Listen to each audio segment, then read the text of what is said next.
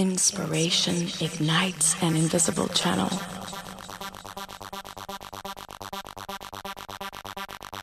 That opens. Stigla nam je na testiranje nova SandBridge Extreme platforma sa chipsetom X79 koji će zamijeniti, koji je zamijenio X58 chipset, odnosno onaj high-end entuzijastični level koji je Intel do sad nudio. Dakle, to je platforma koja će koštati jako puno i ciljat će na samo specifične korisnike kojima to stvarno i treba. Do sad su vani dva procesora, i7-3960X i i7-3930K. Biće ih još, normalno, barem nekih 5-6 modela još, pored toga i svi su, dakle, imaju nomenklaturu sa i7, Core i7 Extreme Edition, to jest nije Extreme Edition, ali recimo to je kao ta Extreme platforma nekakva. Dakle, bit će Core i7 i vidjet ćemo, dakle, svakakve primjere tih procesora. Mi smo tu na test dobili konkretno 3960X, dakle Extreme Edition, koji ima sve živo i mrtvo od ključana, od množitelja do što god želite raditi s njim po pitanju overclockinga, on to može. Isto tako ovaj 3930K, on će imati otključan ovaj množitelj, ali će biti na nešto nižim frekvencijama. Dakle, prednosti koje donosi X79 chipset odnosno X58 je taj što ćemo od sada po prvi put vidjeti, dakle, quad channel memoriju iskonfiguriranu, dakle još veću propusnost između memorije i procesora. Dakle, relacija memorije procesora imat će još veću propusnost.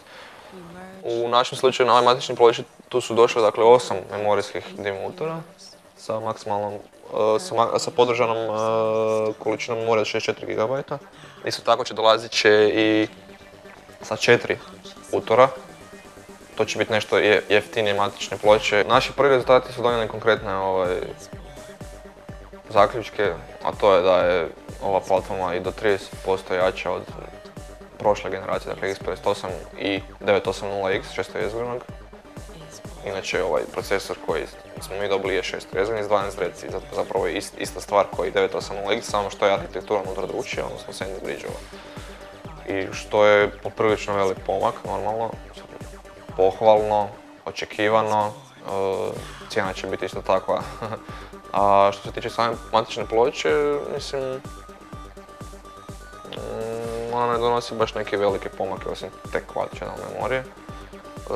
Nažalost nije donijela podršku za nativni chipset, nije donijela podršku za nativni USB 3.0, nego se dodatno instaliraju čipovi kontroleri za USB 3.0 memoriju. SATA 6 je normalno tu, sve ostalo je zapravo jako slično X58 platformi. Nije neki velik sad korak prema naprijed po pitanju nekakvih feature-a. Kako smo informirani, bit će podržana i Intelova RST tehnologija, odnosno Rapid Storage Technology za SSD caching hard diska. SandBridge Extreme na sebi nema integriranu grafiku, a brži je od prošle generacije za 30-40%. Glasine su da bi Intel trebao izbaciti 8-jezgreni verziju SandBridge Extreme procesora, ali to je još pod velikim upitnikom, jer tu je sad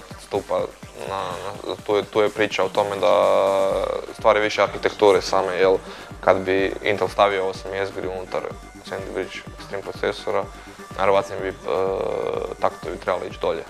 Sad, pitanje je da li korisnik želi ili više jezgre ili nešto niže taktove. Moje predviđanja su da će čak Intel to i napraviti, jer takt se uvijek lako nadoknadi. Ja mislim da je bolje imati 2 jezgre više nego 200 MHz manje.